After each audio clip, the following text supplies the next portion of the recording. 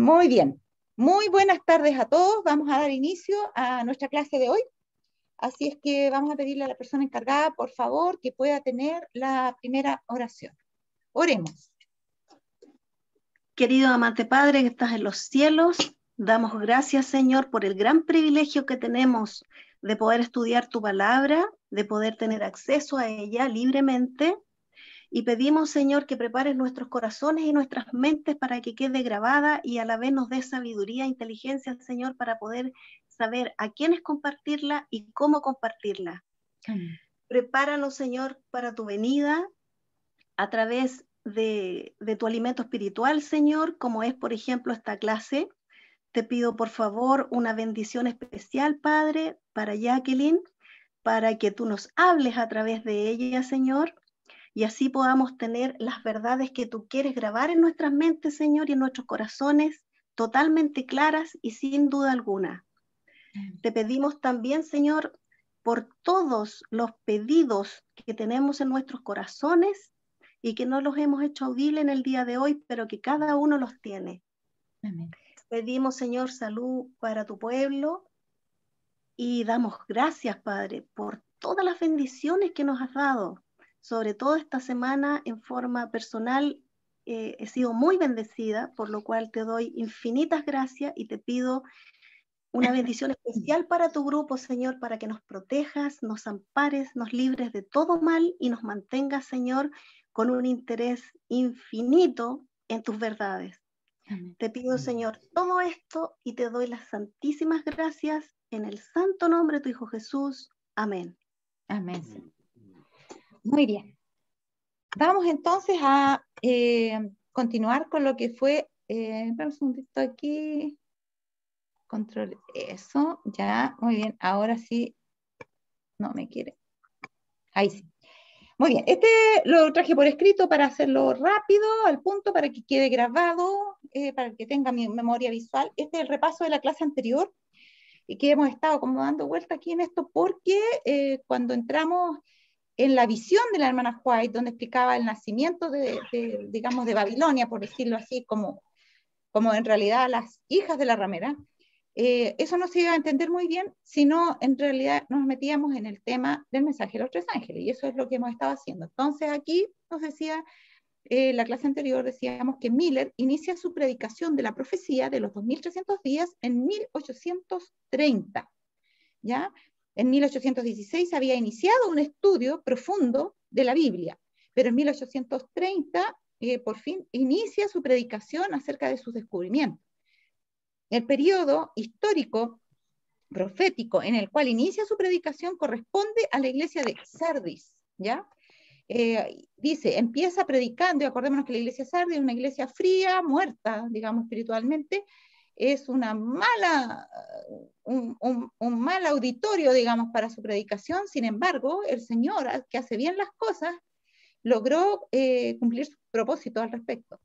Empieza Miller predicando el mensaje del primer ángel, que advierte acerca de qué, de prepararse para el juicio, que ellos pensaban se trataba del juicio final con la segunda venida, y que calculaban para 1843.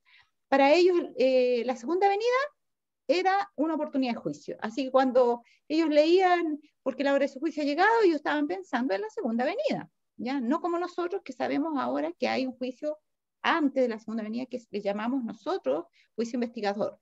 Entonces, cuando ellos hablaban del juicio, no es lo mismo que cuando nosotros hablamos del juicio. Ellos pensaban en la segunda venida, nosotros pensamos en el juicio investigador.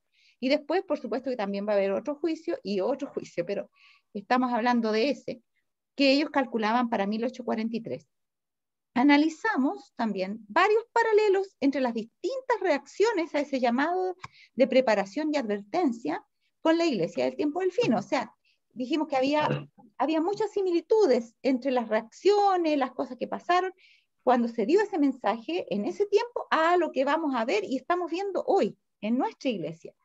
Ahora, tanto las advertencias como las reacciones a ellas fueron similares a las dadas por Elías y por Juan Bautista. ¿Se acuerdan que vimos esos dos personajes? ¿No es cierto? Lo hicieron con el espíritu de Elías y con el fervor de Elías, y el poder de Elías, porque el Señor dio el Espíritu Santo para ese cumplimiento de esa misión, tan igual como lo dio para el cumplimiento de la misión de Juan Bautista, y tan igual como lo dio para el cumplimiento de la misión que le dio a Miller, de proclamar, ¿no es cierto?, este mensaje.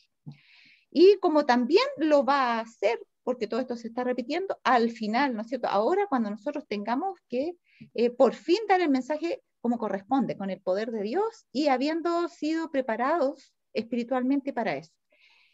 También vimos que Dios quiso despertar a la gente por medio de este mensaje y ponerla en un punto de prueba para decidirse o no por la verdad, casi tal cual como estaba la cita. Y también nos dice que quiso probar a su pueblo a fin de que tropezase. O sea, dijimos que Dios adrede quiso que su pueblo tropezara. ¿Para qué? Vamos a ver, ¿no es cierto? Y vimos que fue con el ánimo de poder purificar ese movimiento, de poder hacer un zarandeo para sacar lo que no debía estar allí. ¿Y cómo lo hizo? Encubrió un error en el cálculo profético. Así consiguió poner en evidencia, eso es lo que el Señor quería, poner en evidencia, ¿qué cosa? ¿Qué espíritu animaba a los distintos grupos de creyentes? ¿Se fijan?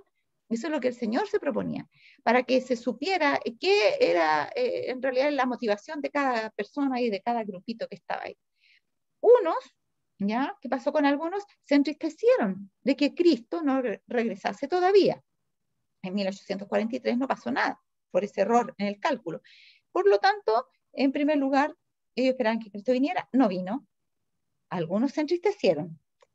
En cambio, otros que no habían creído, junto con los que habían sido movidos solo por el miedo, o sea, y si después de todo viene, hay mejor, ya no, si hay que prepararse. ¿Se fijan? Esas dos reacciones no eran de amor. Unos actuaban por incredulidad y otros por miedo.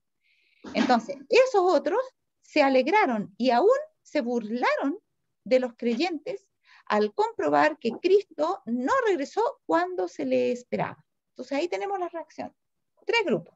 Unos que se alegran, otros que por miedo se llegan a alegrar que al final, por fin, menos mal que Cristo no vino, y los otros que no habían creído en nada, entonces también se burlaban.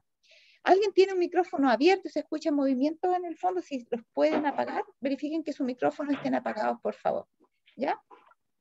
Ahora, la obra similar de Dios que se repite. Entonces, primero, Dios necesita ahora probar a su pueblo. Estos fueron los paralelos, ¿no?, que vimos.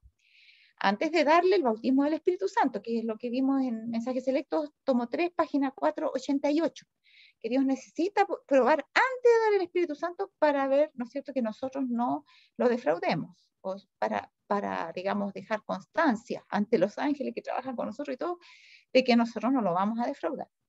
En el punto 2, se debe morir mucho más al mundo. Eso fue lo que le dijo el ángel, ¿no es cierto?, en la visión del hermano Juan. En cada iglesia habrá una obra de ¿qué? De purificación y zarandeo. Y vimos esa cita. Luego, el punto 3, o sea, porque tal como pasó en el pasado, que hubo purificación y zarandeo, también va a haber purificación y zarandeo en el futuro. Y yo diría, ya empezó. El punto 3, la obra de exhortación se hará con el espíritu y el poder de Elías. Ya eso es a lo que nosotros llamamos el testimonio directo. Porque tanto Elías como Juan Bautista no eran tan diplomáticos, por decirlo de alguna forma. No andaban con vueltas, sino que iban y Juan Bautista derechito le dice, no te es lícito tener la mujer de tu hermano. Uy, y los soldados le dicen, y nosotros, ustedes no anden cobrando más de lo que les está exigido, no hagan esas cosas que no deben hacer, etc. O sea, al punto, nada de que es bueno ser honesto, etcétera, y otras cosas. No, así, ustedes no cobren más de lo que se debe. Tú no tengas a la mujer de tu hermano porque no te es lícito. Ese tipo de testimonios son directos, ¿ya? Son directos y al punto. Ese mismo tipo de testimonio es que Jesús nos exige que nosotros demos ahora en el tiempo de la iglesia de la Odisea, que es la iglesia tibia a la cual pertenecemos nosotros.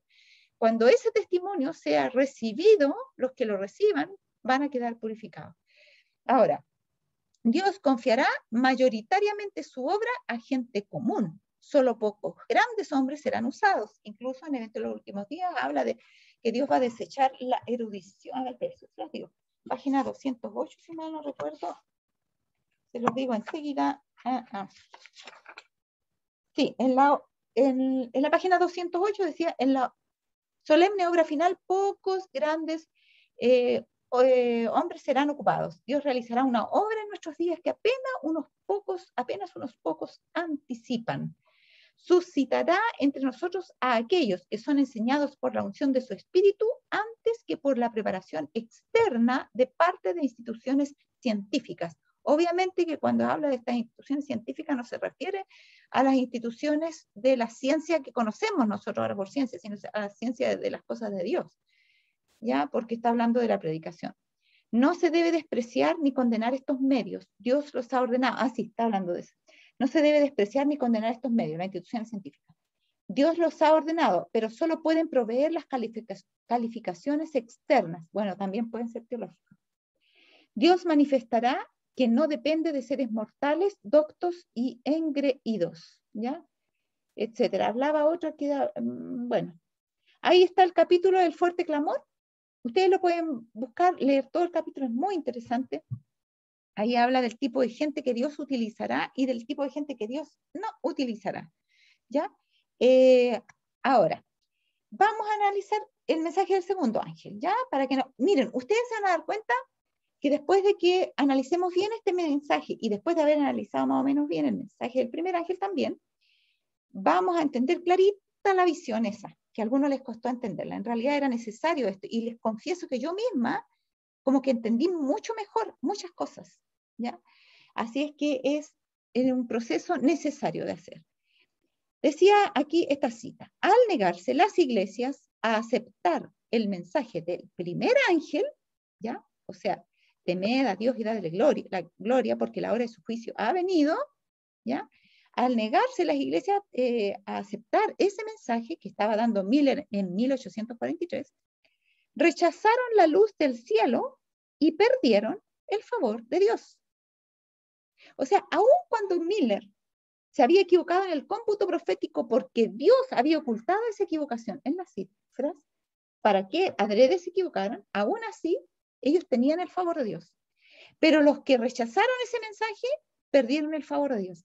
Se fijan que Dios le interesa el fondo, no tanto los detalles. A veces nosotros rechazamos a las personas porque, pero se equivocó en ese detalle, pero el detalle no es lo importante, ¿ya? La fecha para Dios no era lo tan importante, por eso permitió que se equivocaran. Lo importante, y justamente usó esa equivocación, era el espíritu que los movía, porque muchos que creyeron, por miedo, creyeron a medias, se apartaron del movimiento después. Y a Dios le interesaba que ellos fueran sinceros en su creencia. Ahora, perdieron el favor de Dios esas personas que entonces no aceptaron el primer mensaje. Al oponerse al primer mensaje, se colocaron donde no podían ver la luz del mensaje del segundo ángel. Entonces, estos mensajes van unidos el uno al otro. Si nosotros rechazamos uno, no vamos a poder entender el otro.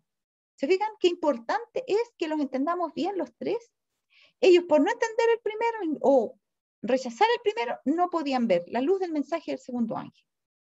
Pero los amados del Señor, que estaban oprimidos, aceptaron el mensaje, ha caído Babilonia, y salieron de las iglesias. Porque el segundo mensaje era, ha caído Babilonia, y por lo tanto ellos cuando aceptaron, ¿no es cierto?, el mensaje del primer ángel, quedaron en situación de entender perfectamente a qué se refería ese segundo mensaje, de que sus iglesias a las que pertenecían y que tanto habían amado, en realidad estaban ahora caídas. Y cuando se dieron cuenta de eso, salieron de las iglesias. Y vamos a ver cómo ocurrió eso, ¿ya? Miren, al predicar la doctrina del segundo advenimiento, Guillermo Miller y sus colaboradores no tuvieron otro propósito que el de estimular a los hombres para que se preparasen para el juicio. Aquí estamos hablando del primer mensaje, del primer ángel, ¿no? Ellos, lo único que les importaba era que todo el mundo se preparara. Todo el mundo. Laicos que no tenían ninguna religión, hombres de distintas iglesias, no importando de cuál iglesia, que todos se preparasen para el juicio, para que todos fueran salvos cuando Cristo viniera. Miller aseveró: en todas mis labores nunca abrigué el deseo ni el pensamiento de fomentar interés distinto del de las denominaciones existentes. O sea, yo no pretendía, dice Miller, que ellos sacasen su interés de las denominaciones donde estaban para fijar su interés en otras. No era ese mi propósito. Ni tampoco de favorecer a una a expensas de otra. O sea, que se llenara una iglesia de gente, la que él podría haber formado, saliéndose de las otras. No, él nunca tuvo ese interés, nunca esa fue su motivación. ¿Qué dice él? Pensé en ser útil. ¿A cuántas iglesias? A todas las iglesias, suponiendo que todos los cristianos se regocijarían en la perspectiva de la venida de Cristo. O sea, para él era inaudito que alguna que presumiera de ser cristiano no iba a estar contento de darse cuenta que Jesús venía tan pronto. Entonces él pensaba que todas las iglesias con sus distintas religiones iban a alegrarse de eso. Y pensaba eso, y que aquellos que no pudiesen ver las cosas como yo, dice Miller, no dejarían por eso de amar a los que aceptasen esta doctrina. O sea, si ellos no querían aceptar eso de que Jesús fuera a venir y que hubiera a haber un juicio, por lo menos yo pensaba que eso no iba a ser un motivo de rechazo, que ellos iban a dejar de amar a los que creían eso. No me figuré, dice, que habría jamás necesidad de retener reuniones distintas. O sea, yo no pensaba, dice Miller, en tener una reunión para los que creíamos en la segunda venida y que hubieran reuniones en la iglesia distintas para los que no creían en la segunda venida. Yo no pensé jamás eso, dice Miller. Ahora, como su obra tendía a la edificación de las iglesias, la obra de Miller, ¿no? Porque la gente, como vimos en la clase pasada, ¿no es cierto?, cambiaban sus vidas. Volvía el fervor a ellos, abandonaban sus malas prácticas, los borrachos del mundo dejaban de serlo, los ladrones del mundo dejaban de serlo, las personas de la iglesia dejaban de ser mundanas. Entonces, él pudo ver, sí, que había un despertar y vio la obra del Espíritu Santo trabajando allí. Y como su obra tendía a la edificación de las iglesias, se la miró durante algún tiempo con simpatía. Claro, a los ministros les gustó porque la gente empezó a aumentar la asistencia a las reuniones de las iglesias, comenzaron seguramente a ser más fieles en devolver sus diezmos, no sé, las ofrendas y todo eso. Los ministros estaban contentos, pero cuando los ministros y los directores de aquellas iglesias se declararon contra la doctrina del advenimiento y quisieron sofocar el nuevo movimiento, no solo se opusieron, vamos a ver entonces cómo fue la reacción. Los ministros y los que dirigían esas iglesitas tomaron la decisión de acabar con esa doctrina del advenimiento. Y cuando ellos quisieron sofocar eso, no solo se opusieron a ella, a esa doctrina, desde el púlpito, sino que además negaron a sus miembros el derecho de asistir a predicaciones sobre ella y hasta de hablar de sus esperanzas en las reuniones de edificación mutua en la iglesia. O sea, les prohibieron, ustedes no pueden predicar en el púlpito. No, nada de eso, porque ustedes ya sabemos lo que andan hablando. Ustedes andan hablando de esas cosas, de la segunda venida, el juicio. No, está prohibido que fulano, sutana y el otro que prediquen del púlpito, eso no. Además de eso, sus miembros no, si quieren seguir viniendo a la iglesia, tienen que dejar de asistir a esas reuniones. Si sabemos que alguno de ustedes está asistiendo allá, entonces aténgase a las consecuencias. Y ustedes no pueden estar hablando cuando nosotros tengamos una reunión, empezar a decir, yo tengo un lindo testimonio, que Dios me habló por medio del hermano Miller, y ahora yo sé que Cristo viene. Nada de eso. No nos hablen de la segunda venida, ni nos hablen del juicio, está prohibido. Entonces, fíjense, eso hicieron los dirigentes de esas iglesias. Ahora dice, querían, estas personas de estas distintas iglesias, querían a sus iglesias y les repugnaba separarse de ellas, pero al ver que se les negaba el derecho que tenían, ¿para qué? Para investigar las profecías. Esta es la profecía de los 2300 días. Y ellos se vieron extorsionados, se vieron obligados a dejar de investigar las profecías. O sea, no, ustedes no pueden. No, corten con eso, no queremos más que nos hablen de profecía. Déjense de eso, no estudien más esa famosa profecía. ¿qué pasó? Sintieron que la lealtad hacia Dios les impedía someterse. De ahí que se sintiesen justificados, ¿para qué? Para separarse de la que hasta entonces fuera su comunión religiosa. Entonces ellos se dieron cuenta que lo que ellos creían era totalmente incompatible con lo que sus iglesias estaban haciendo y que nunca iban a compatibilizar, y se vieron obligados a abandonar esas iglesias porque además eran muy mal venidos, o sea, no eran bienvenidos, eran mal venidos, por decirlo de alguna forma. En el verano de 1844, cerca de 50.000 personas se separaron de las iglesias. 50.000 personas de las distintas iglesias. ¿Se fijan que no era un movimiento pequeño?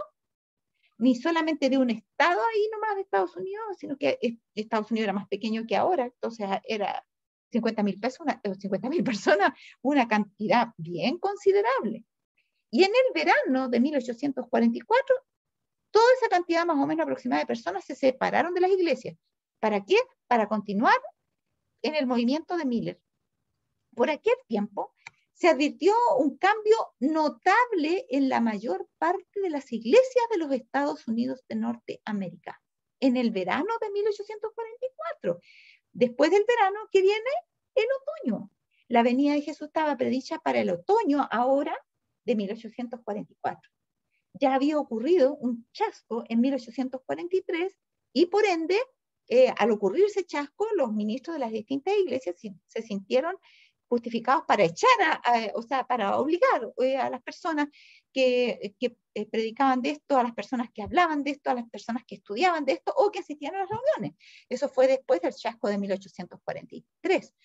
En 1844, ya próximo a cumplirse la segunda fecha que fue fijada para el 22 de octubre de 1844, y ya ahí se visualizaba claramente que había habido un cambio notable en la mayor parte de las iglesias de los Estados Unidos de Norteamérica. Desde hacía muchos años, dice, venía observándose, estoy leyendo de primero escrito, ¿no? Venía observándose una conformidad cada vez mayor con las prácticas y costumbres mundanas. O sea, la iglesia de Sardis, que era el periodo de 1843, cada vez era más mundana, por decirlo de alguna forma. Dice, cada vez era mayor su conformidad con las prácticas y costumbres mundanas. Y había también una decadencia correspondiente en la vida espiritual. Esa había sido la tendencia.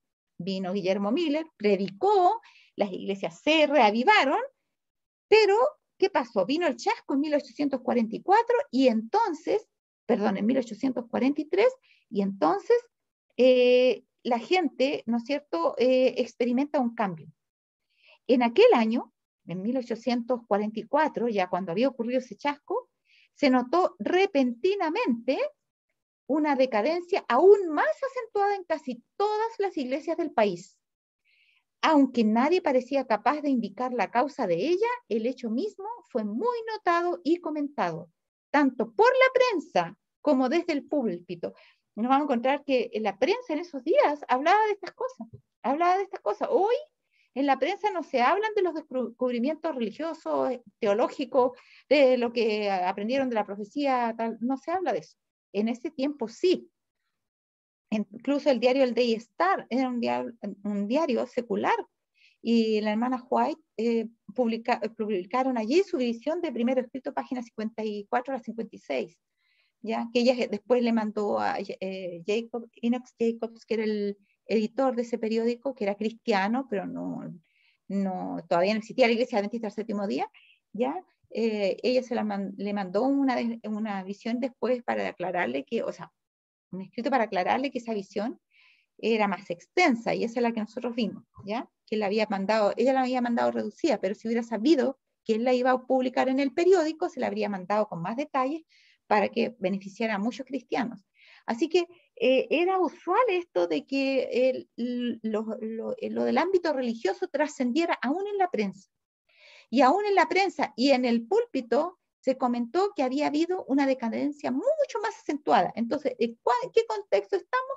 En que en el verano de 1844, antes del chasco. El chasco es en otoño, y otoño, vamos a ver ahí, es después del verano, o sea, después de esta situación del verano de 1844, cuando muchos abandonan la iglesia. Antes de que se cumpla entonces la profecía ahora para 1844, es cuando se produce este gran montón de gente que empieza a salir de las iglesias, después de 1843. Entonces, el cambio es notable no solamente porque muchos abandonan el movimiento adventista, sino que muchos se vuelven ahora de manera mucho más acentuada, se vuelven más mundanos todavía. Hay una decadencia aún más acentuada en casi todas las iglesias del país, una decadencia espiritual, ¿ya? Aunque nadie parecía capaz de indicar la causa de ella, el hecho entonces dice que fue muy comentado. Acuérdense ustedes que cuando vimos la visión de Elena de White, que estábamos analizando y por la cual estamos volviendo a ver esto, decía allí que muchos, cuando Jesús pasó, ¿no es cierto?, después al lugar santísimo, esa multitud, primero, no, esto es un poco antes, esa multitud dice que había distintas actitudes de los que estaban arrodillados frente al trono, ¿se acuerdan? Había algunos indiferentes que ni les importaba la luz, otros que estaban orando con mucha expectación a Jesús y él alzaba su brazo y entonces de vez en cuando pasaba un rayo de luz que los iluminaba. Y había otros que rechazaban y resistían la luz casi inmediatamente, ¿ya? Había indiferentes entonces, algunos con un rechazo muy fuerte y otros que persistían en orar.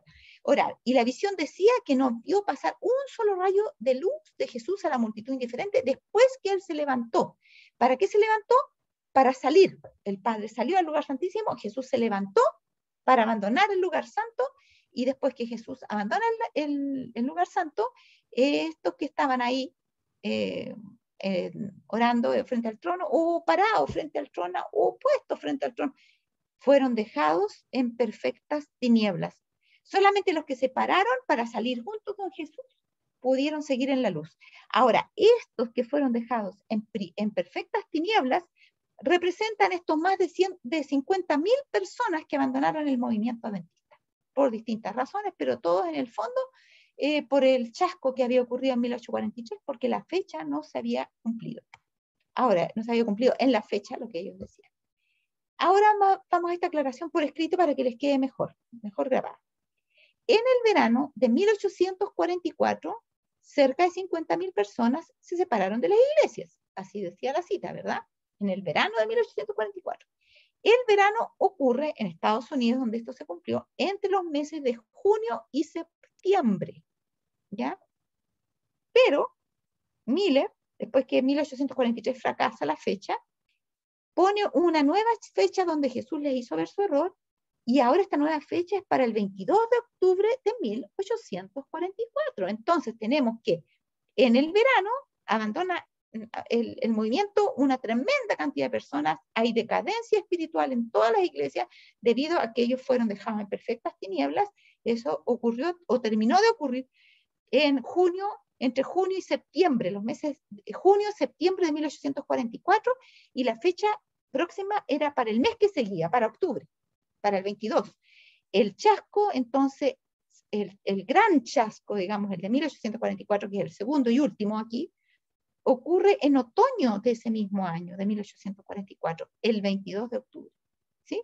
Se entiende que era el mismo año, pero está hablando de que justo antes del chasco terminó de salir esa tremenda montonera de gente que estaban, valga la redundancia, chasqueados porque había habido un error en esa profecía de 1843. Ahora tenemos el segundo chasco.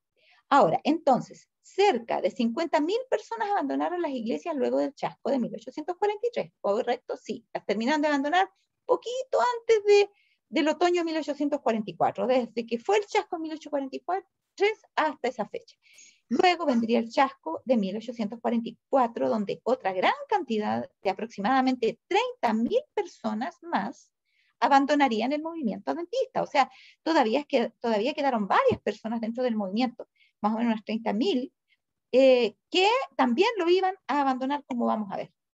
Y dice así: eran muy pocos los que constituían aquel grupo que avanzaba en la luz, ¿ya? Después de estos dos chascos, Acá hay un resumen que es hecho por los fideicomisarios en el prólogo del libro primero escrito. En 1846, dicen ellos, eran como 50 personas. Esos fueron el residuo, el remanente. Cuando hablamos de remanente es lo que queda, el resto, el conchito, decimos nosotros, lo que quedó. O sea, después que vaciaron la botella, ¿qué un conchito? Sí, ¿qué un conchito? Eso. Como 50 personas. Apenas 50. ¿Cuántos habían abandonado el movimiento? Primero 50.000, después como 30.000. Finalmente quedan ¿cuántos? Como 50. El grupo mayor que abandonó la esperanza de que la profecía se hubiese cumplido en 1844, contaba tal vez con 30.000 personas. ¿Se fijan? Primer chasco, entonces, 50.000 personas para afuera. Segundo chasco, 30.000 personas para afuera. En 1845 se reunieron para reexaminar sus opiniones en una conferencia que se celebró en Albany, estado de Nueva York, del 29 de abril al 1 de mayo. El chasco había sido en octubre, dejaron pasar noviembre, diciembre, enero, febrero, marzo, abril, 6 meses después, ellos se reúnen en Albany, muchas de estas personas que habían seguido a Miller, para analizar lo que había pasado y que todavía estaba trayendo un cisma dentro de las iglesias. Y entonces, ¿qué deciden? Decidieron Hermana, entonces, ¿sí? Sí, Mario. quizás si le ponemos nombre a esas personas que no perseveraron dentro del adventismo, que usted las menciona, por ejemplo, podría ser Josías Leach, podría ser, por ejemplo, Gimes, incluso O.R.L. Crozier o Samuel Snow, quien dio la fecha del 22 de octubre de 1844, todas esas personas que están dentro de los pioneros, pero que lamentablemente no perseveraron y no se transformaron en adventistas del séptimo día. Ya, pero ellos parece que en 1844 igual abandonaron el movimiento con el segundo chasco, inmediatamente. Estamos hablando del año 44 hasta el año 46, hasta la Me está conferencia de hablando de ese Albany. periodo, perfecto. Ese Ya, periodo, ya. Josías Leach, Joshua Sofía Gimes, Hines. O.R.L. Crozier, Samuel Snow no perseveraron y no se transformaron en adventistas del séptimo día. Claro. Hubo personas importantes ahí que habían, digamos, llevado un cargo de liderazgo durante la proclamación del mensaje de Miller. Y por qué no decir que el mismo Miller también, finalmente, él tampoco perseveró con los que seguían estudiando o en las siguientes fases, que es reinstalar las doctrinas que se habían ido, porque el Señor después que purificó este movimiento los llevó a estudiar. Supieron en la razón del chasco, supieron todo eso, supieron que se había iniciado el juicio investigador, y además de eso ellos comenzaron a redescubrir doctrinas que habían sido pisoteadas y olvidadas durante los 1260 años. Entre esas, la más importante de todas, la doctrina del sábado. Entonces, eso sacó a Miller fuera. Miller dudó hasta el final si eso del sábado era verdad o no. Pero bueno, en defensa de Miller, sí, Miller muere en 1849, tuvo poquito tiempo después del chasco como para, viejito, a diferencia de otras personas que vivieron 30 años después del chasco. Correcto, gracias, María. Pero Miller, ¿no es cierto? Después que sale, o sea, que digamos, no persevera con esa creencia del sábado en particular, dice que él, como estaba ya cansado, viejo, desanimado, porque todo en realidad ya le echaban la culpa a él de todo el fracaso de esto, entonces, ¿qué pasó? Dice que las personas que nublaron su comprensión, porque eran muy amadas de él, y que trataron de consolarlo, pero el consuelo del diablo, diría yo, diciéndole que nomás que él era bueno, que todas las cosas, pero bueno, pero que no siguiera pensando en eso. Ellos le impidieron que él pudiera aceptar la verdad del sábado, pero dice que ese pecado les va a ser contado a ellos, pero que Miller descansa en el Señor. ¿Ya? Entonces fue grande esto, fue muy fuerte, hasta mismo Miller lo afectó. Entonces, ¿qué pasó? En Albany, ahí el 29 de abril al 1 de mayo, decidieron entonces formalmente denunciar a quienes aseverasen tener iluminación especial y a los que enseñasen fábulas judaicas, así les llamaron. O sea, ellos se convirtieron en soplones formales. O sea, hermanos, de aquí en adelante, si usted sabe de alguno que esté predicando esto, avísenos, vamos a tomar medidas. Avísenos, la idea es identificarlos. ¿Quiénes son los cabecillas? ¿Quiénes siguen con esto? Ellos, imagínense, ese acuerdo tomaron. Hermanos, todo esto se va a repetir. Así que por eso que es importante que lo sepamos. Eso se escribió en el Advent Herald el 14 de mayo de 1845. ¿Ya? Ahora, cerraron así, de esa forma oficial, la puerta para no dejar penetrar la luz referente al sábado y al espíritu de profecía.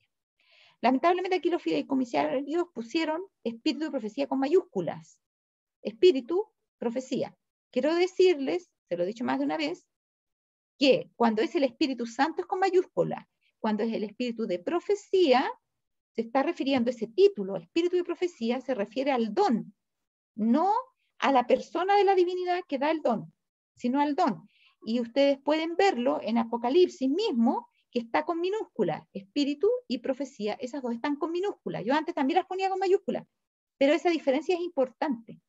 La Nueva Juárez, cuando se refiere a sus escritos en Mensajes Selectos, tomo 3, página 32, pone de que debemos creer en la Biblia y también en el espíritu de profecía, y luego dice, estos escritos, refiriéndose al espíritu de profecía, y espíritu de profecía, hablando de sus escritos, está con minúscula, pero fideicomisario acá lo pusieron con mayúscula, ¿ya?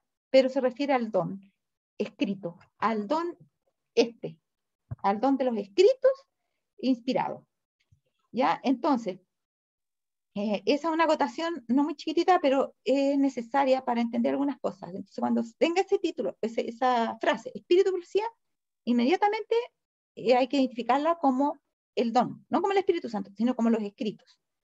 Ahora, ellos cuando en realidad cerraron la puerta para no dejar penetrar la luz referente al sábado y al espíritu de profecía, lo que hicieron fue cumplir la misma profecía. Lo mismo que el hermano White vio en visión. Yo, en 1844, mire, la fecha exacta de la visión pareciera ser en 1845, pero no está bien todavía, no se conoce exactamente la fecha de 1845. Cuando la primera visión fue en diciembre de 1844. No, las primeras, sí, diciembre de 1844 las sé. Y la segunda parece que fue en 1845.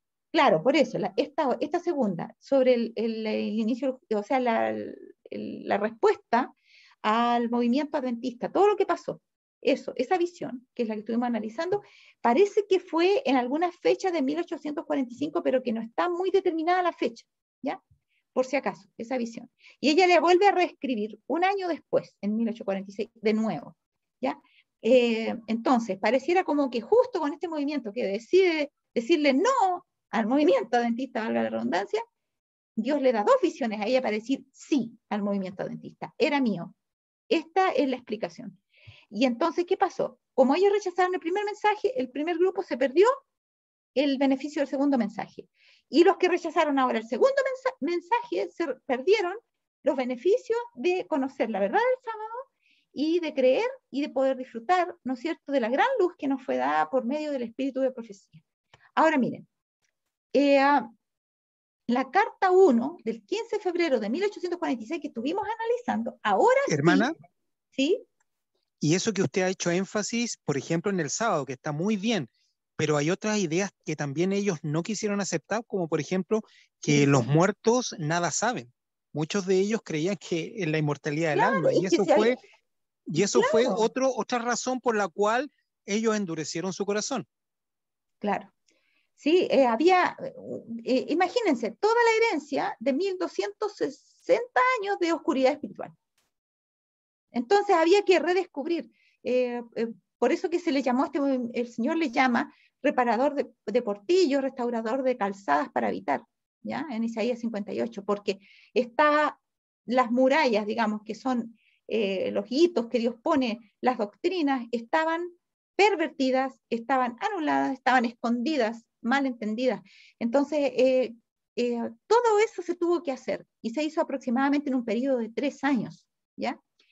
Ahora, miren, la carta esta del 15 de febrero de 1846 la vimos nosotros, aunque también la escribió en 1845, como decía, la carta 1 del 15 de febrero, acerca de los resultados de la predicación de los mensajes de los 3 ángeles de esa carta. ¿Cuál fue el resultado? Las reacciones, las distintas reacciones, lo que pasó, el significado de lo que había ocurrido. ¿Se acuerdan ustedes? Ahora vamos a poder entender mejor algunas porciones. Por ejemplo, delante del trono estaba el pueblo adventista, ¿ya? O sea, todos los que creían en el mensaje de Miller, la iglesia, que eran todas las iglesias, que ahí mismo Miller dice que para él no había diferencia entre una iglesia y otra, para ellos eran todo lo mismo, y el mundo, que eran los mundanos, que escucharon las predicaciones y que muchos de ellos por miedo también se llegaron al movimiento, y otros sinceramente creyeron en Dios también. Entonces tenemos esos 3 grupos que están frente al trono, en el lugar santo, todavía en el periodo de Sardis. Ahora, primero, el pueblo adventista, serían los mileritas, que creían el mensaje de la segunda venida inminente de Jesús, con el juicio final. La iglesia, serían todas las iglesias nominales, o sea, de nombre, ¿ya? Y el mundo serían los moradores de la tierra, de Apocalipsis 14:6, ¿ya? Cuando se refiere ahí para predicar a los que moran en la tierra, este mensaje era para todos los que vivían en el planeta Tierra, independientemente si pertenecieran o no a una iglesia, si fueran del movimiento adventista o no, el mensaje Dios, lo dio Miller tal como Dios lo había dado para todos. Y muchos que no tenían ni siquiera iglesia también escucharon el mensaje. Ahora, rápidamente vamos a leer la visión, se van a dar cuenta de la diferencia. Entendiendo eso, ahora, ¿cómo vamos a entender la visión? Lo vamos a leer rápido porque ya la vimos, ya yo creo que los tengo cansados con esta visión, pero es necesario algunas cosas así repasar para que se graben bien. Vi a un grupo, decía, postrado ante el trono, profundamente interesado, mientras que la mayoría de ellos permanecía de pie, desinteresada e indiferente. Los que estaban postrados delante del trono elevaban sus oraciones y miraban a Jesús. Entonces él miraba a su padre y parecía estar suplicándole. Estamos en el periodo de la iglesia de Sardis, antes del cumplimiento de la fecha de 1843. A continuación, una luz procedía del padre hacia su hijo y de este al grupo que oraba. Entonces vi una luz excedentemente brillante proceder del padre hacia el hijo y desde el hijo ondear sobre el pueblo que estaba delante del trono. ¿Ya? Entonces aquí estamos viendo el cumplimiento, o sea, la fecha que se puso y que se conoció de la profecía. Pero pocos recibían esta gran luz. Muchos salían de debajo de ella y la resistían inmediatamente. Otros eran descuidados y no apreciaban la luz y ésta se alejaba de ellos. Primer grupo que salió fuera. Ahora, algunos la apreciaban. O sea, ahí terminamos 1843. Ahora vamos 1844, el anuncio de 1844, la nueva fecha. Algunos la apreciaban e iban a arrodillarse delante del trono con el grupito que oraba. Todos, no, pero esto también es lo otro. Todos los de este grupo recibieron la luz y se regocijaban en ella mientras les brillaba el semblante con su gloria. Esto es todo de lo que está pasando desde 1843, abarcando los 2 chascos, ¿ya? Ahora dice, con su gloria. Luego vi que el Padre se levantaba del trono. ¿Cuándo ocurrió esto? ¿En qué año? 1844, ¿ya? Entonces aquí se está cumpliendo el segundo chasco, aquí se me enredó un poco, pero aquí es el chasco de octubre, porque aquí el Padre se levanta en octubre, el 22 de octubre, se levanta del trono y un carro de fuego entraba en el Santísimo, dentro del velo y se sentó. Allí vi tronos, los cuales no había visto antes. ¿Por qué? Porque antes no habían puesto tronos para presidir en un juicio. Los vimos en Daniel. Entonces Jesús se levantó del trono donde había estado con el Padre y la mayoría de los que estaban postrados se levantaron con él. Estos son los que sobrevivieron al chasco de 1844. Y no vi que pasara ni un solo rayo de luz de Jesús a la multitud indiferente después que él se levantó y fueron dejados en perfectas tinieblas. Aquí es cuando se nota decadencia espiritual que llama la atención a todo el mundo. Los que se levantaron, cuando se levantó Jesús, mantuvieron sus ojos fijos en él cuando él dejó el trono y él los guió un poco para salir. ¿Ya? O sea, todavía, tal vez, no entendiendo mucho el significado de todo, pero ellos seguían con la esperanza de que sí, Jesús los estaba guiando. Y entonces él alzó su brazo derecho y oímos su preciosa voz que decía, esperen, voy a mi Padre para recibir el reino, que dijimos eran los súbditos del reino que quedan confirmados con la elaboración o la realización del juicio investigador, donde se ven los casos y se ve quiénes van a ser los súbditos de su reino, por los cuales él va a establecer este matrimonio del Cordero. Este reino se establece cuando él se hace los responsables con su esposa, que es la iglesia, la definitiva. Entonces, esperen, voy a mi padre para recibir el reino. ¿Se acuerdan cuando habla la parábola de que un hombre dejó, no sé, a sus criados todo a cargo, les dejó talentos, encargados y todo, le dijo, voy a buscar un reino y volver. Se refería a esto, ¿ya? Cuando él deja a su discípulo y va a buscar un reino, ¿ya? Que es lo que va a ocurrir ahora en el juicio investigador, que está ocurriendo ya. Voy a recibir el reino, conserven sus vestiduras impecables y en breve regresaré de la boda y los tomaré a mí mismo. Cuando él regrese de la boda, eso es la segunda venida, él nos va a tomar y nos va a llevar para celebrar la fiesta de las bodas. Y dice, y vi un carro de nubes con ruedas como llamas de fuego. Los ángeles, esto es lo que está pasando el 22 de octubre de 1844, cuando Jesús se levanta. Los ángeles rodeaban el carro completamente mientras se acercaba donde estaba Jesús. Él se subió y fue llevado al Santísimo, donde estaba sentado el Padre. Después Jesús me mostró, y eso es lo que tenemos que entrar en análisis más profundo en las próximas clases, me mostró la diferencia entre fe y sentimiento, porque eso es lo que diferenció todo ese grupo que de 50.000 y de 30.000 que salieron fuera, se guiaron por sentimientos, pero la verdadera fe no renuncia, y quedó un grupito que sí sabían lo que era la fe verdadera, que eran como 50 personas. Jesús le mostró la diferencia entre fe y sentimiento, que es lo que marcó la diferencia entre la iglesia del residuo, el remanente, y todas las demás iglesias que pasan a ser las hijas de la gran ramera, ¿ya? La Babilonia caída. Y vi que los que se levantaron con Jesús elevaban su fe hacia Jesús en el Santísimo y estaban orando, Padre, danos tu espíritu. Dijimos que sí era tal cual, o sea, así lo escribió ella, con minúsculas. Entonces Jesús soplaba el Espíritu Santo, está como estaba en el libro, dice Sic. Y ahí explica en el comienzo de las páginas qué es lo que Sic y significa así es, o sea, así mismo. Entonces Jesús soplaba el Espíritu Santo en ellos. En el soplo había luz, poder y mucho amor, gozo y paz. Entonces me di vuelta para mirar al grupo que seguía postrado delante del primer trono. Ellos no sabían que Jesús había dejado el trono. Estos son los que se quedaron en esas iglesias caídas, ¿ya? Que decidieron rechazar a todos los que les hablaran de la segunda venida. Seguían en su trono.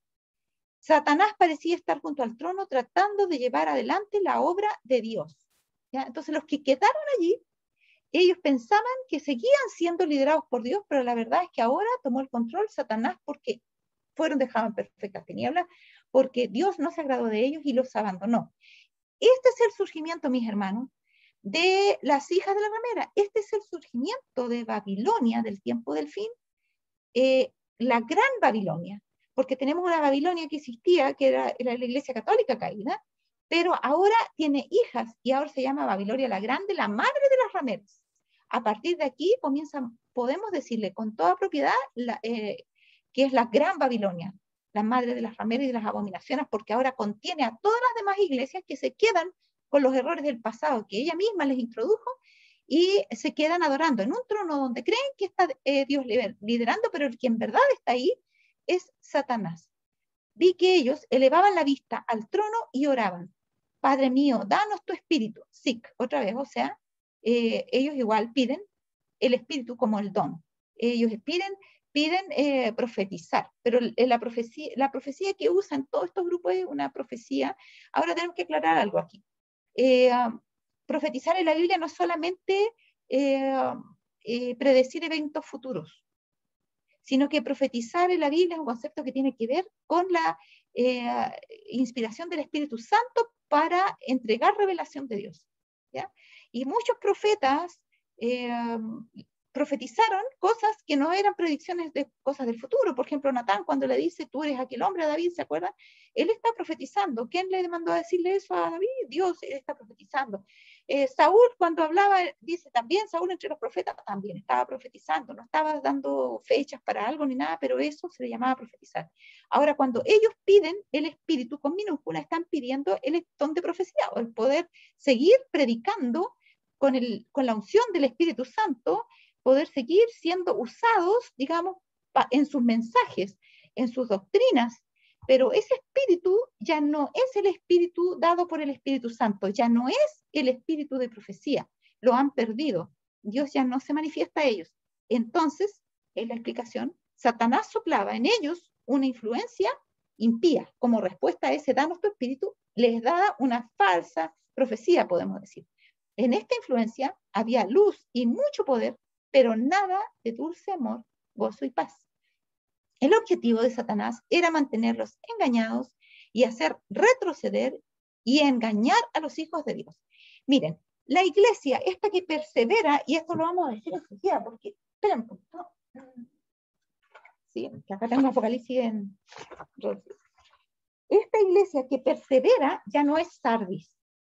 Esta iglesia que ha abandonado el mundo para perseverar y sufrir lo oprobio, las calumnias, las burlas, y seguir perseverando en Dios y que sigue teniendo el espíritu de profecía, esta iglesia ahora se llama Filadelfia. Y Filadelfia significa amor fraternal. ¿Se acuerdan que decía ahí que ahora estaban todos perfectamente unidos? Ese es el periodo de la iglesia de Filadelfia. ¿Ya? Ahora, miren lo que dice al respecto en el mensaje a la iglesia de Filadelfia. En Apocalipsis 3 dice el versículo 7, escribe al ángel de la iglesia en Filadelfia. Esto fue dicho muchísimos años antes de que ocurriera, casi 2000 años. Esto dice el santo, el verdadero, el que tiene la llave de David, el que abre y ninguno cierra, y cierra y ninguno abre. ¿Qué llave abrió o qué se abrió con esta llave y qué se cerró con esta llave? Se abrió la puerta del lugar santísimo y se cerró la puerta del lugar santo. ¿Ya? ¿Quién tenía esa llave? El santo, el verdadero, o sea, Cristo. Y él dice, yo conozco tus obras, he aquí he puesto delante de ti una puerta abierta, la cual nadie puede cerrar. ¿Cuál era esa puerta? La puerta del lugar santísimo, donde iban a descubrir las verdades y redescubrir verdades olvidadas. ¿Se fijan? ¿Por qué?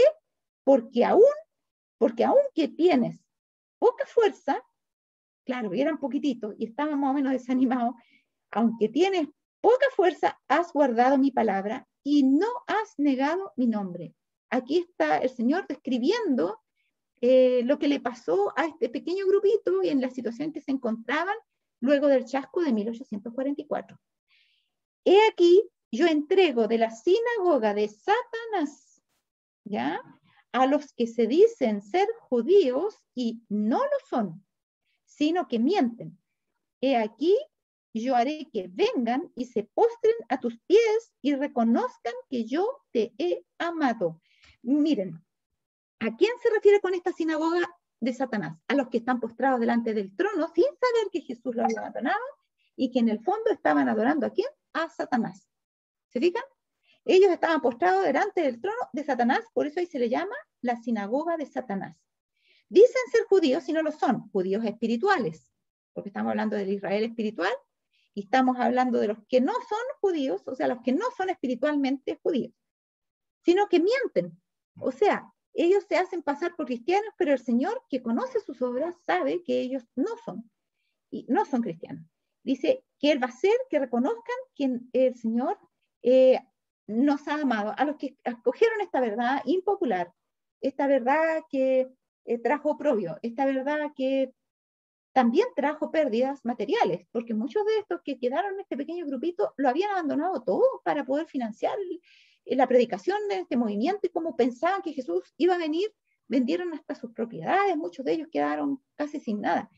Este pequeño grupito, a este se le promete, yo haré que vengan y se postren a tus pies y reconozcan que yo te he amado. Por cuanto has guardado la palabra de mi paciencia, yo también te guardaré de la hora de la prueba que ha de venir sobre el mundo entero para probar a los que moran sobre la tierra. Y ahí está hablando del tiempo de angustia final. Entonces le dice, ustedes guardaron la palabra de mi paciencia, ustedes tuvieron un pequeño tiempo de angustia, por decirlo así, nosotros también vamos a tener otro pequeño tiempo de angustia y otro gran tiempo de angustia, pero ellos pasaron por un pequeño tiempo muy angustioso también, y les dice, ustedes, por cuanto guardaron la palabra de impaciencia, yo también, dice, te guardaré de la hora de prueba que ha de venir sobre el mundo entero, para probar a los que moran sobre la tierra. ¿Se fijan cómo se repite? Dios tiene que nuevamente volver a probar a su pueblo.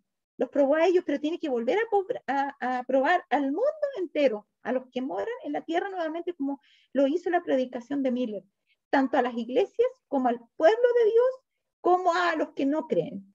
Ese mensaje va a ir a todos, al movimiento adventista, a nuestra iglesia adventista, a las iglesias que no son adventistas y a los no creyentes, al mundo entero. Los va a probar. Entonces dice, aquí yo vengo pronto, retén lo que tienes para que ninguno tome tu corona. Fíjense que el gran problema de este chasco era el oprobio, el hecho de que ellos eran considerados como fanáticos que no eran hijos de Dios, a quienes Dios no amaba, pero Dios le dice, yo voy a hacer que se postren a tus pies y reconozcan que yo te he amado. Y fíjense, miren, les quiero leer el cumplimiento de esa profecía. Está en notas biográficas. Espera un poquito, se lo muestro enseguida.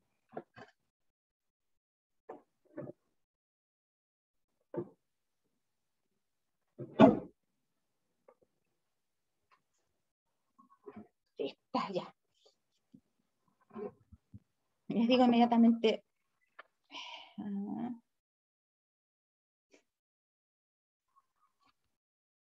Ya, creo que está en la página 82, pero a ver. No quería verla, no lo dejé anotado. A ver, no es el 82, es el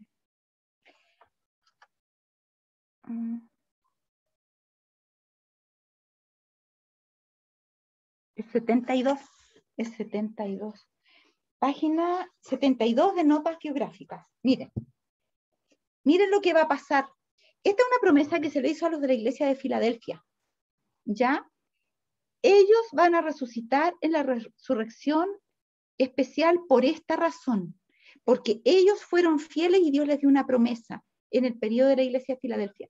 Ellos sufrieron un chasco grande, un pequeño tiempo de angustia, podríamos decirlo así, y van a despertar para vivir el final, podríamos decirlo así, del gran tiempo de angustia gran en la resurrección especial.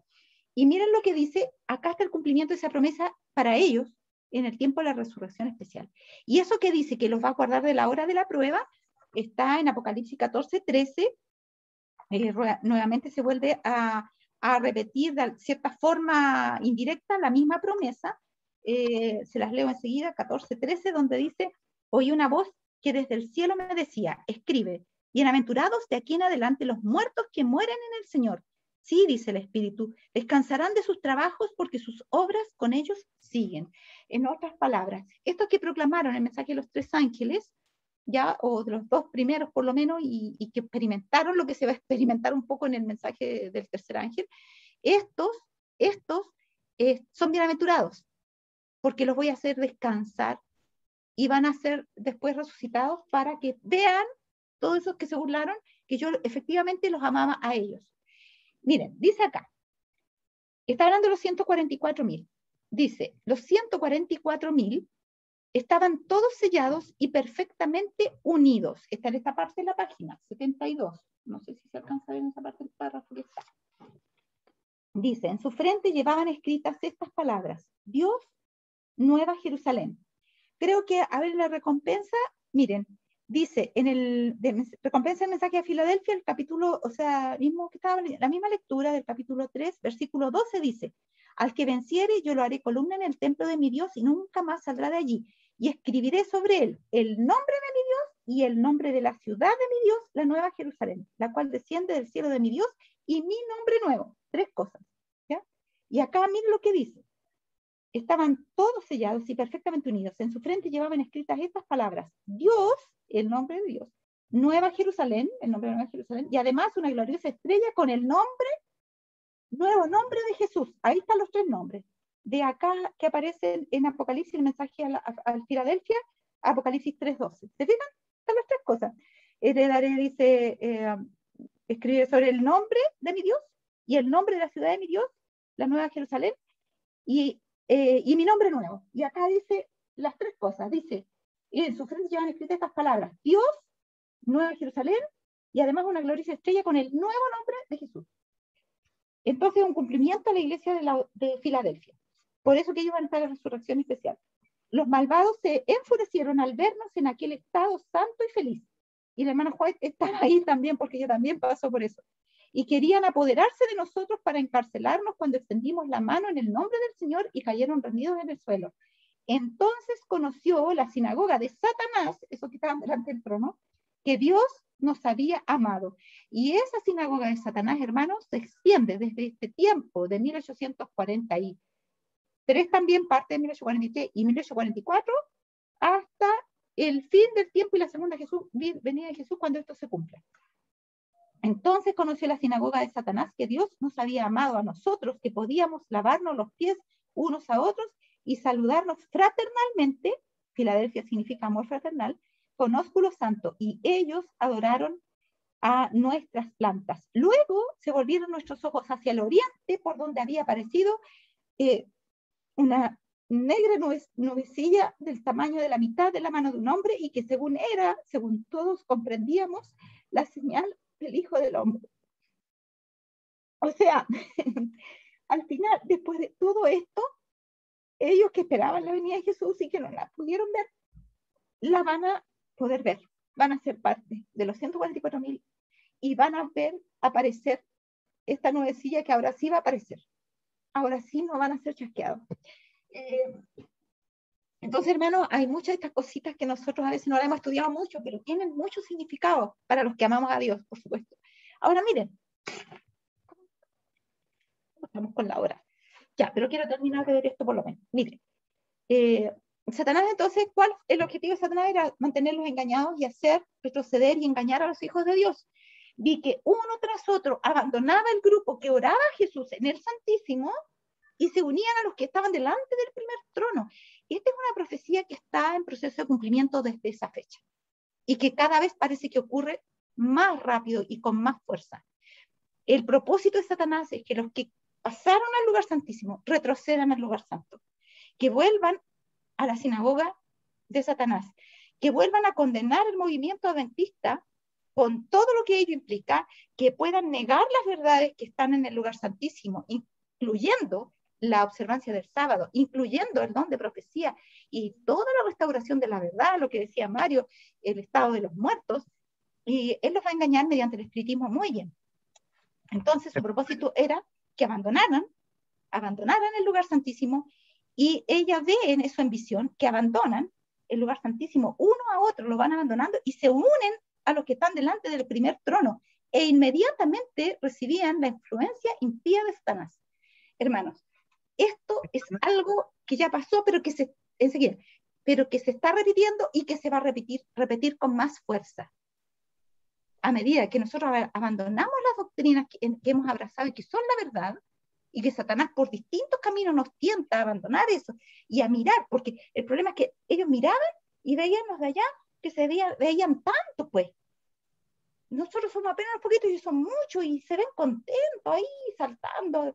Parece que tienen profecía también, también tienen lindos mensajes, tienen pastores que predican cosas bonitas y tienen una música atractiva y empiezan a regresar para allá. Satanás ha estado haciendo esto todo el tiempo, hermano, y lo sigue haciendo. Nosotros debemos permanecer con el grupo pequeño. Ahora sí, Mario, ¿qué ibas a acotar? Era una consulta. Sí. Bueno, sabemos que en el lugar santísimo del santuario celestial está el arca, y dentro del arca está la ley, sí, el decálogo, los 10 mandamientos. Sí. El cuarto mandamiento es un mandamiento especial, que nosotros consideramos que reconoce, digamos, a Dios como creador, le da la identidad a Dios. Sí. Ahora bien, muchos se han quedado en el lugar santo. ¿Qué hay de eso en la realidad que estamos viendo dentro de la teología de la Iglesia Adventista hoy, donde la justificación por la fe solamente se la relaciona al acto del perdón forense y no a la transformación del carácter a semejanza de Jesucristo? Es decir, se deja como que la santificación en un proceso distinto. no en la salvación. Gracias, Mario. Sí, bueno, eso en realidad está en lo que nosotros hemos estado diciendo hace rato, ¿no? La diferencia que le muestra Jesús entre la fe y los sentimientos. Nuestra fe, la fe verdadera, se basa ¿en qué? En la palabra de Dios, ¿ya? Y el Señor mismo dijo, santifícalos, ¿en qué? En tu verdad. Tu palabra es verdad. Pero estos otros creen que la santificación se hace en el sentimiento, mediante un espíritu que viene a su espíritu. El Espíritu Santo les habla y ellos sienten un amor inefable que en realidad en la práctica no es tal, y se guían por sentimientos. Entonces, parecieran ser mucho más fríos los que se guían por la fe verdadera, porque no andan saltando y diciendo gloria a Dios, y no tienen esa euforia que se manifiesta en el lugar santo. Sin embargo, se guían por las verdades de la palabra de Dios, lo que implica renunciamiento a la propia voluntad para entregársela a Cristo y que Él haga su voluntad de acuerdo a lo que entendemos a medida que Él nos ilumina en su palabra. Y en eso está la verdad del sábado, todas las doctrinas que Dios nos ha ido mostrando y las que nos ha ido iluminando, ¿no es cierto? Todas las doctrinas deben ser abrazadas, como decimos en el canto, con espíritu, alma y cuerpo. O sea, no solamente, como dice Romanos 12, debe ser nuestra adoración verdadera, no solamente de sentimiento, sino que dice, transformando por medio de la renovación de vuestro entendimiento, para que experimentéis, ¿no es cierto?, a medida que vamos renovando el entendimiento y vamos entendiendo cosas nuevas, cuál sea la voluntad de Dios agradable y perfecta. Nuestros cuerpos deben ser puestos en sacrificio santo, agradable a Dios. ¿Ya? Luego, las personas que quieren santificarse sin ningún sacrificio, no pueden cumplir lo que dice Romanos 12. No pueden tener verdadera santificación, porque la verdadera santificación significa ponernos sobre el altar y crucificarnos a nosotros mismos, morir al yo, que Cristo vive en nosotros y que las verdades de la palabra de Dios sean las que nos vayan limpiando. A medida que las vamos conociendo, las vamos adoptando como parte de nuestra vida, vamos cambiando nuestro estilo de vida para transformarnos en semejantes a Cristo cada vez más. Eso es verdadera santificación. ¿Ya? La verdadera santificación tiene que ver con la fe verdadera en la palabra de Dios y por medio de la palabra de Dios, porque el Señor mismo dijo que nosotros somos santificados en la palabra de Dios.